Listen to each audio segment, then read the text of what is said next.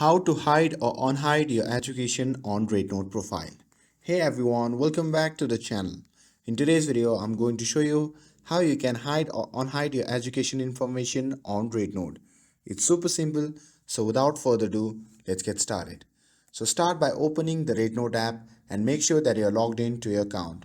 Once you have opened the app, simply tap on your profile icon in the bottom right corner. And once you are in your profile page, simply tap on the option labeled Profile. After that, tap on Education.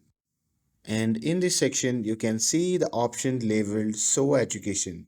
You can either hide or unhide your education details by simply toggling on that option. It's that simple. And that's all there is to it. Hiding or unhiding your education on REDnote is really quick and easy. And with this, if you found this video helpful, don't forget to like, share and subscribe to get updated for more videos. Thanks for watching and I'll see you in the next video.